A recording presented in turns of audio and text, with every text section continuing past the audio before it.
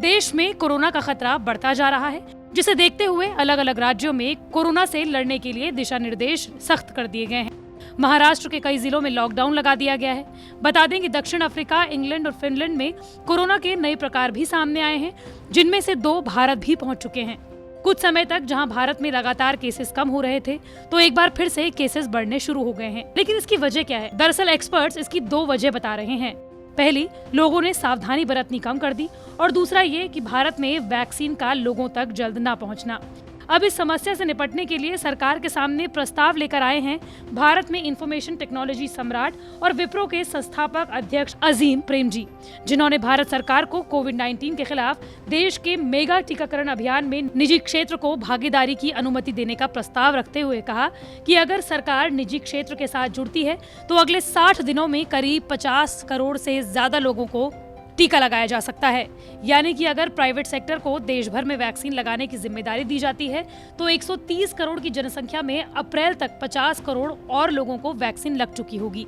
हालांकि 16 जनवरी से vaccine programme शुरू होने के बाद से अब तक 1 करोड़ 10 लाख के आसपास लोगों को वैक्सीन लग चुकी है। आपको बता दें कि देश भर में इस वक्त 2 वैक्सीन लोगों को लग रही हैं, जिसमें कोविशील्ड जो ऑक्सफोर्ड यूनिवर्सिटी और एस्ट्राजेनेका ने मिलकर बनाई है, और कोवैक्सीन से भारत बायोटेक ने तैयार किया है, लगाई जा रही है।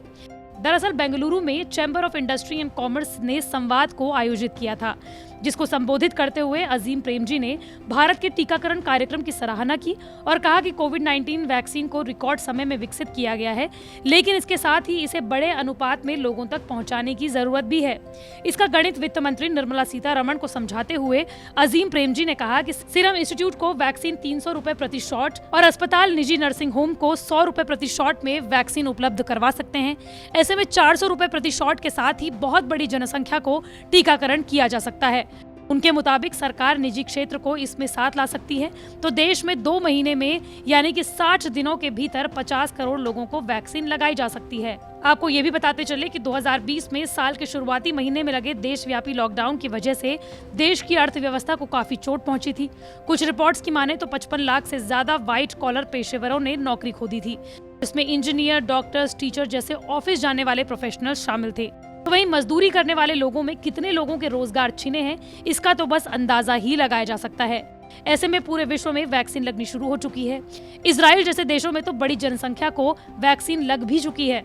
तो वहीं भारत में 1 मार्च से 50 साल से ज्यादा उम्र के लोगों को वैक्सीन लगनी शुरू होगी। 16 जनवरी से शुरू हुए वैक्सीन अभियान में अभी तक हेल्थ वर्कर्स और फ्रंटलाइन वर्कर्स को ही वैक्सीन लग रही है। इसलिए देश में वैक्सीन जल्द ही बड़ी जनसंख्या को लगनी जरूरी है। अजीम प्रेमजी ने कोरोना वायरस महामारी के कारण इंफॉर्मेशन टेक्नोलॉजी इंडस्ट्री में हुए परिवर्तन के बारे में भी बताया। उन्होंने कहा कि देश के प्रौद्योगिकी उद्योग में 90% लोगों ने घर से ही काम किया। आईटी उद्योग और सरकार ने एक स्थायी हाइब्रिड मॉडल के मूल्य की सराहना की है, जहां लोग महामारी की समाप्ति के बाद भी ऑफिस में कम ही आएंगे। प्रेमजी ने यह भी कहा कि समावेशी विकास, देश के सभी हिस्सों से बेहतर भागीदारी और ज्यादा से ज्यादा महिलाओं की संख्या को बढ़ावा देना, जिनके पास घर से काम करने का विकल्प होगा। आपको ये भी बताते चलें कि प्रेमजी ने 2019 में विप्रो के अध्यक्ष और प्रबंध निदेशक का पद छोड़ दिया था और कंपनी की बागडोर अपने बेटे रिशाद को सौंप दी थी। वर्तमान में वो विप्रो के संस्थापक अध्यक्ष और गैर कार्यकारी निदेशक के तौर पर हैं। बता दें कि भारत में जुलाई तक 30 करोड़ लोगों को वैक्सीन देने का लक्ष्य रखा गया है।